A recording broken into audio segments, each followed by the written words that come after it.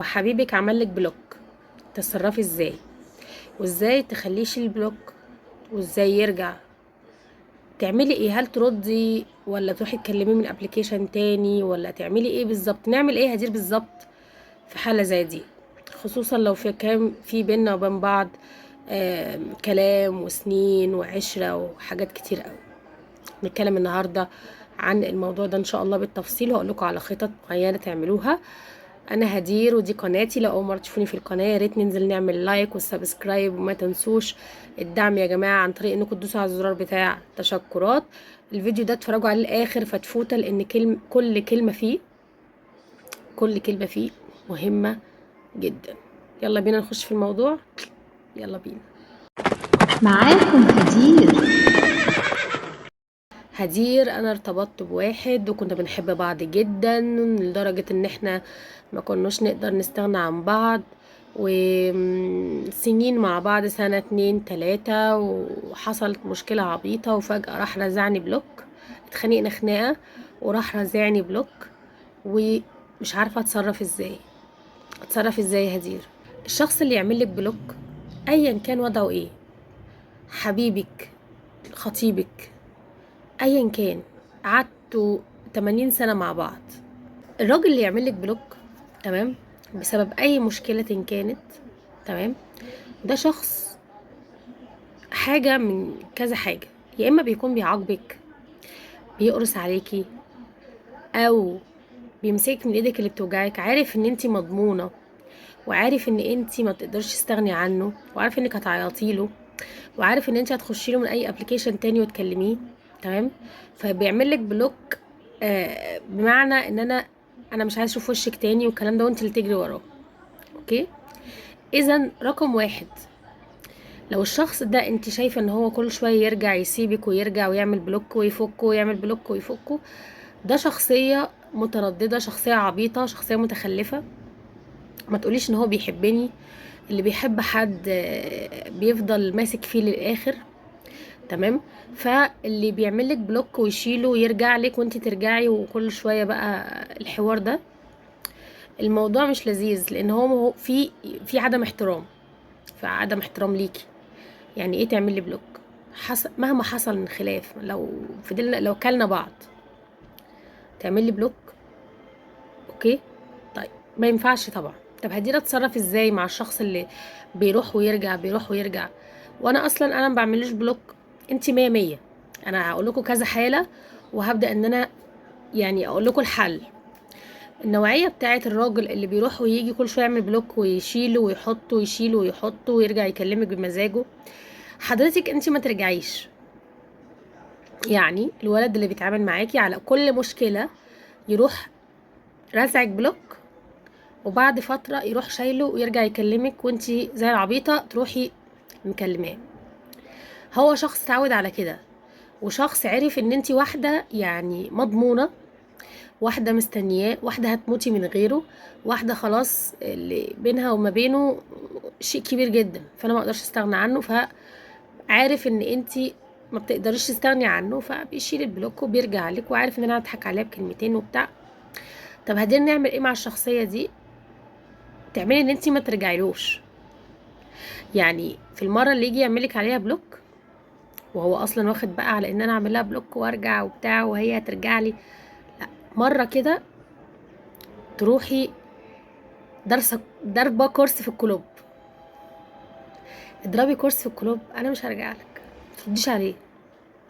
ساعتها هيتعلم الادب، ساعتها هيحاول يكلمك من كل حتة، ساعتها هيحاول معاكي ويكلمك على الموبايل ويعمل كل حاجة عشان ترجعي له تاني. فالشخصية دي شخصية مش كويسة. حتة ان هو يعمل بلوك دي، ده معناه ان هو بيروح يلعب شوية يرجع لك تاني، تمام. فده شخصية مش سوية. بالنسبة بقى لو حصل ما بينك وما بين شخص بلوك وفضل فترة طويلة جدا وما شالوش، تمام، وحصلت خناقة معينة ما بينك وما بينه، ده ادى الى ان هو يعمل لك بلوك وما شالوش، تعملي ايه ساعتها وانت بتحبيه جدا، بتموتي فيه، مش قادرة تتخيلي الحياة من غيره؟ تعمليش حاجة. اللي انا عايزه اقوله لك، ما تعمليش حاجه. هدير، هو انت قلتي ايه يعني؟ مش فاهمه. هو ده الحل؟ هو ده الحل. ولا اي حاجه، وما تروحيش تردي عليه بالبلوك، لانه هيرجع مهما عدت السنين، هيرجع. بقولكوا سنين، مهما عدت السنين هيرجع. ده لو ما رجعش بعد شهر، شهرين، 3 شهور هيرجع. فانتي تعودي، انا ما بعملش بلوكات لحد، انا واحده واثقه من نفسي، انا ما بعملش بلوكات لحد. فاكبر غلطه ممكن تغلطيها في حق نفسك انك انت تردي على واحد بالبلوك. ده لو انت كياده وعايزه ترجعي ليكي تاني عشان تسيبيه، هو هيرجع. بس اتقلي على الرز، انت عملتي بلوك ماشي يا بابا، اوكي، مع السلامه، ولا هتتهز فيها هزعل شويه وخلاص، زيك زي غيرك، في 200 الف راجل غيرك في القاره. تمام. هنا الراجل بيرجع، مفيش راجل ما بيرجعش، حطي في دماغك دي. تمام. فحته ان انت تعملي بلوك، لا. طب هدير، انا في واحد زعلني وانا عملت له بلوك وهموت واشيل البلوك، ومش عارفه رد فعله هيبقى عامل ازاي، هو عصبني جدا ومش عارفه ايه. انا عايزه اقولك، اي واحده او واحد بيعمل بلوك وبيشيله، مهزأ، شخصيه مهزأة. ليه؟ لان البلوك ده عامل زي ان انا اتخذت قرار ان انا مش عايزه اكلمك تاني، انا شخص مش عايزه اكلمك، فبلوك. بلوك يعني انا مش طايقه اشوف وشك ولا عايزه اكلمك وخلاص، الموضوع انتهى ما بيني وما بينك نهائيا. تيجي بعد يومين 3، هو وحشني قوي، اما شيل البلوك. انت كده واحده ما عندكيش كرامه، انت واحده كده يعني ما تفهميش عن الكرامه شيء. هو هيشوفك عبيطه، هيشوفك واحده ما عندهاش قرار ولا ليها كرامه ولا ليها يا كلمه، وضعيفه، ويضحك عليكي بكلمتين، وشخصيه بجد يعني نيله. فلو هتيجي تاخدي قرار البلوك، تاخديه وانتي متأكدة 100% ان انا مش هشيل البلوك ده لو وقفت على ايدك ورجلك. لكن انك انتي تعملي بلوك وبعد 3 ايام يوحشك، طب انا عايزة اعرف اخباره ايه دلوقتي، يا نهار ابيض، طب انا ندمانة دلوقتي، اعمل ايه؟ تروحي شايله البلوك، ايه ده، في ايه؟ ده احنا لا عيال بقى، احنا اطفال، ما ينفعش. اذا اول حاجة حبيبة قلبي، مهما عمل هو بلوك، احنا ما نعملش بلوكات، احنا ناس واثقة من نفسنا. انت عارفه الاقوى من البلوك ايه؟ التجاهل. هتتجاهليه، الموضوع ده يموته اكتر من البلوك. لكن انت لما تيجي تعملي له بلوك، ده معناه ان هو انت مشغوله بيه، شغلك، شغلك وواكلك يعني عماله تاكلي في نفسك لدرجه ان انت رحتي عملتي له بلوك، ان انت مش قادره تشوفيه قدامك، مش قادره تواجهيه، مش قادره انك تشوفي كده بيعمل ايه وبيسوي ايه عشان ما تضعفيش. لا، الاقوى من البلوك 100 مره هو التجاهل. انت قدامي على السوشيال ميديا وهنزل واضحك، هنزل بوستات ان انا بضحك، وهنزل صوري، وهشتغل على نفسي وهنجح، وانت هتبقى زي الاباجوره، زي زي الورقه، ملكش لازمه. تمام. زي نيش، برضو ملكش لازمه. اوكي. وهتشوفني وانا بنجح، مش هعبرك. هنا هيموت وهيحاول يرجع تاني. لكن انك تعملي بلوك، كده انت بتبيني انك ضعيفه، واحده ما عندهاش كلمه ولا عندها كرامه ولا عندها اي حاجه. انت بتبيني له كده. مشكلتكم يا بنات انكم بتفكروا ان انا لما اجي اعمل له بلوك، ده هو هيتغاظ، ده هو هيعرف ان هو خسرني، ده هيعرف ان هو انا كده قفلت القفله الكبرى. لا طبعا. يعني انا عايزه اقولك ان بيتفهم العكس تماما، وهو ده الصح، ده اللي فعلا بيحصل. ان انت تعملي له بلوك، هو بيفهمها ان انت هتموتي، تموتي عليه، وهتشيلي البلوك برضه.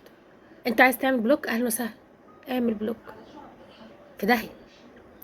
اوكي. طب هدير، بالنسبه للبنات اللي بعد ما هو بيعمل بلوك اروح مكلماه على اي ابلكيشن تاني، ايه يا حبيبتي بتعملي ده؟ يعني واحد جاي يعمل لك بلوك بنفسه، بيقول لك معنى البلوك ده ايه؟ معناه ان انا واحد مش عايزه اكلمك، انا مش عايزك، انا مش طايقك، انا مش عايز اتكلم معاكي، انا مش عايز اشوف وشك. عمل لك بلوك، تروح انت جاياله من على الماسنجر مثلا تكلميه، او تروح انت جاياله تكلميه على رقم التليفون، او تروح انت جايه له على اي ابلكيشن زفت تاني، تيك توك ولا اي حاجه، هو اصلا عامل لك بلوك من ابلكيشن معين، عايزه رد الفعل يكون ازاي؟ عايزاه هو يبص لك ازاي؟ انا عايزه اعرف. طب هدير هو عمل لي بلوك على الواتساب، ينفع ارزعه بلوك على الماسنجر او على اي ابلكيشن تاني هو فاتح ما بيني وما بينه اتصال؟ لا، خليكي اذكى من كده. احنا ما بنعملش بلوكات لحد. ولو هتعملي بلوك، بصوا بقى اسمعوا، انا مش ضد البلوك، انا مع البلوك في حاله واحده، في حاله واحده، في حاله لو انسان بيضايقك، والانسان ده سخف زياده عن اللزوم، والانسان ده بقى عدواني معاكي، والانسان ده ما بقيتيش طايقاه، ولا طايقه اللي جابه، ولا طايقه امه، ولا طايقه وشه، ولا طايقه اي حاجه في حياته. انا مش طايقاك، انا مش عايزه اسمعك، انا مش عايزه اسمع صوتك، انا مش هشوفك قدامي. خلاص الموضوع انتهى، يبقى انتهى من قلبك وعقلك. ساعتها اقول لك اعملي البلوك وخدي القرار. ليه؟ لان ساعتها انت لما هتيجي تعملي بلوك مش هتشيليه، خلاص الموضوع انتهى. لكن بقى شغل الاطفال ان انا اشيل البلوك واحط البلوك واشيل البلوك واحط البلوك، في ايه؟ والله بيفكروا يا جماعه، بيفكروا فيكوا باسلوب قذر، انك انت لما تيجي تحطي البلوك وتشيليه. دي بنت ما عندهاش قرار كده، بنت ضعيفه، بنت حطها تحت رجلي البسها خاتم في صباعي. فالاقوى من البلوك انك تتجاهليه. مع السلامه، انا مش شايفاك اصلا. اوكي. هيرجع ازاي هدير؟ هيرجع لما هو يشوفك ان انتي ولا على بالك، لان هو بيتخذ البلوك ده عشان يضغط عليكي، زي ما احنا اتفقنا بيضغط عليكي عشان تعملوا له الحاجه اللي هو بيطلبها منك. بنات كتير بتكلمني بتقولي هدير بيطلب مني طلبات مش كويسه، بيطلب مني حاجات شمال، حاجات قله ادب، مش عارفه ايه، وانا محترمه ومتربيه وبرفض. فيروح مقموص ويروح عامل لي بلوك. طب انتي بتحبيه طبعا، هدير انا بحبه قوي ومش عارفه اعمل ايه، وراح اعمل لي بلوك.